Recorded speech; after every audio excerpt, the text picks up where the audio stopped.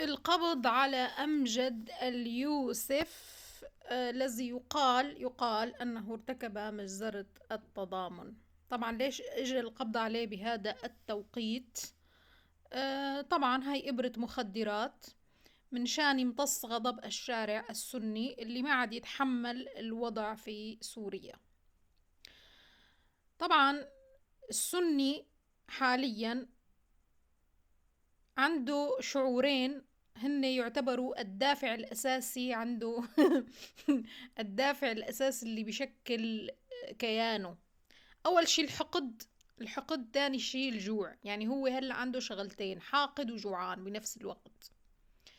فيا بدك تغذيله الحقد يا بدك تطعميه ليشبع، وحدة من التنتين. فأيهما الأسهل على الحكومة الإرهابية؟ طبعا هل إن تطعمي الشعب خبز؟ هل إن تطبب الشعب؟ هل إن تعمل تأمين صحي؟ هل إن تعمل مدارس؟ هدول عاجزين عنه، غير قادرين. هدول ليس فكر فكر دولة، هدول فكر فكر غنائم فقط. سوريا هلأ حاليا في عهد هؤلاء لن تكون إلا شيء واحد، غنيمة لهؤلاء. فأيهما الأسهل، أن نغذي الحقد أم نغذي الشعب مي وكهرباء وخبز؟ طبعا الأسهل هو أنه تغذي الحقد تبعهم، تغذي الحقد تبعهم. وبالتالي قال لك لحتى نعطي إبرة مخدرات للشعب، نعطي إبرة مخدرات، بنروح بنقبض على أمجد اليوسف على أساس أنه هلأ بعد سنة ونص والزلمة قاعد بقلب سوريا ومعروف وما قبضوا عليه، مثله مثل فادي صقر. بالعكس فادي صقر دللوه وعطوا منصب وعطوا مناصب لكل العالم اللي بالنظام القديم. إيش معنى هلأ بهالتوقيت أمجد يوسف يمسكوه وبنهار الجمعة اللي المفروض يطلع فيها مظاهرات الشعب وما بعرف شو مشان يلهوا الشعب، مشان يخمدوا نار أحقادنا؟ ها شوفوا نحن معكم، نحن دمكن الغالي ما راح هدر. فبس حتى يلهون ويخدرون. ولكن الحقيقة هو إنه لحتى يستمر تجويعهم، يعني يغزولن أحقادهم لحتى معدتهم تضل فاضية وهن ساكتين. يعني هن عم يتبعوا أسلوب، ولكن هذا الأسلوب غبي. يعني هذا الأسلوب غبي.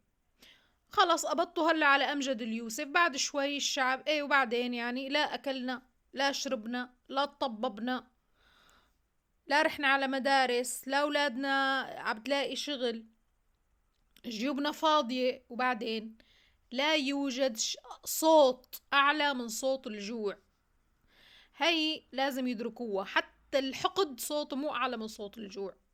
الحقد صوته مو أعلى من صوت الجوع، إلا إذا فاجئونا بقى المكون السني، لأنه هن ناس غريبين يعني عجيبين، ما بنعرف. بجوز يكون الحقد بالنسبة لهم أهم. يعني ممكن هن يعني كرمال ينتقموا ممكن يفضلوا يموتوا من الجوع بس ينتقموا. يعني بيقولوا ايه اوكي خلينا نموت من الجوع المهم ننتقم. ما بعرف.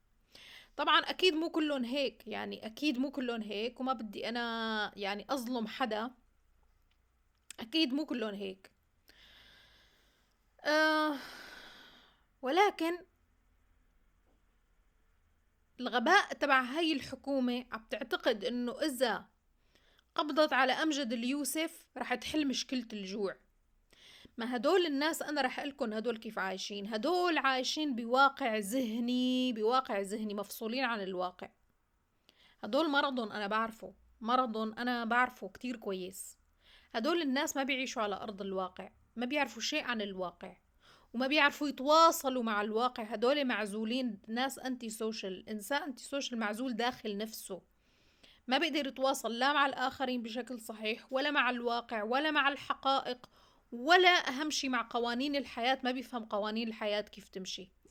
يعني لذلك هو كائن غريب بيمشي عكس البشر، بس هو بفكر حاله منطقي. ليش؟ لأنه عايش فقط واقع ذهني. يعني هلأ هو بكل عقله مصدقين إنه إذا انتقموا من واحد ارتكب مجازر رح تنحل مشكلة الجوع، والشعب رح يسكت عن موضوع الجوع والطبابة وما إلى هنالك. ممكن يسكت يوم، أكتر من هيك لا، أكتر من هيك لا، لأنه رح ترجع الألم ورح ترجع المشاكل.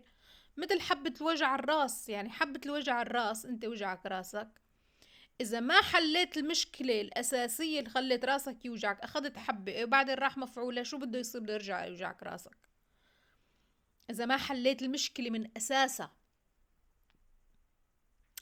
فالموضوع ما بينحل هيك، ما بينحل بالانتقام. بس هلا هاي إبرة مخدر، هاي إبرة مخدر. وفشل ذريع. سوريا عبارة عن غنيمة ما رح تكون أكتر من هيك ولا أقل من هيك. المشكلة إنه اللي ماسكين سوريا هلأ ناس بلا عقل، ناس لا يمتلكوا ذرة من العقل، ولا ذرة، ولا فيوز، ولا فيوز، ولا فيوز. هلأ بقى مقارنة بالنظام القديم، طبعا شوفوا النظرة المثالية لأي شيء هي نظرة غلط، نظرة مريضة. يعني أنت تنظر لأي شيء نظرة مثالية، أنت بكونك إنسان مريض. حتى إذا نظرت لنفسك نظرة مثالية، هي نظرة مريضة غير واقعية. لازم تنظر الأشياء كلها بعدم مثالية، مو بشكل كمان سيء جدا، لا، خليك تكون حيادي. النظام، خلينا نقول السابق، إذا بدنا نقيمه مقارنة بهذا النظام، المفروض نحطه على ميزان الحسنات والسيئات.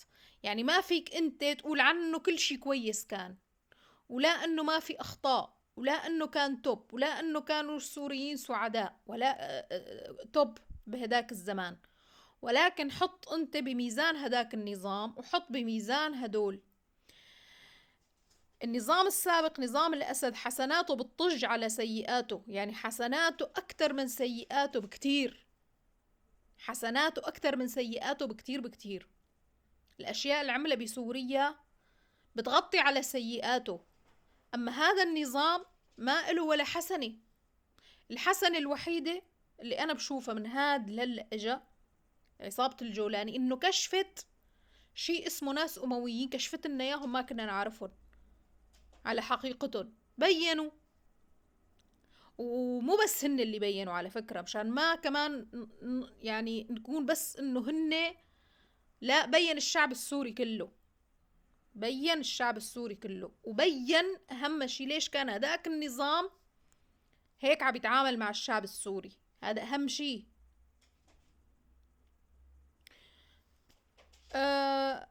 طبعا ثورة الجوع هي ثورة ما بتنتهي لتتحقق مطالب الشعب ليصير في إصلاحات، وهدول عاجزين عن أدنى الإصلاحات، عن أدنى الإصلاحات.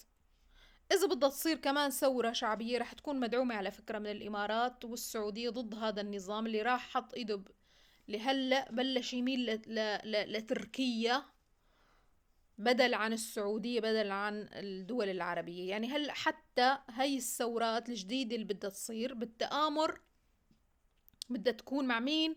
مع الدول العربية، مع الإمارات والسعودية، لأنه خلص هذا النظام ما عاد يمشي على كيفهم مثل ما بدهم، وخاصة بعد ما حرقوا السفارة وبعد ما صار يصير تقارب مع تركيا. اعتبروا حالكم انتوا انتهيتوا. في هذا طالع مدري اسمه البيضاني، البيضاتي، البياضي، ما بعرف شو اسمه. المهم هلأ طالعوا لكم يا جديد، هذا منافس للشرع. هلأ بدها تصير شو؟ حرب فصائل كمان. انتبهوا، هلأ بده يصير لسه جديد، يمكن حرب فصائل، ما بنعرف. ان شاء الله.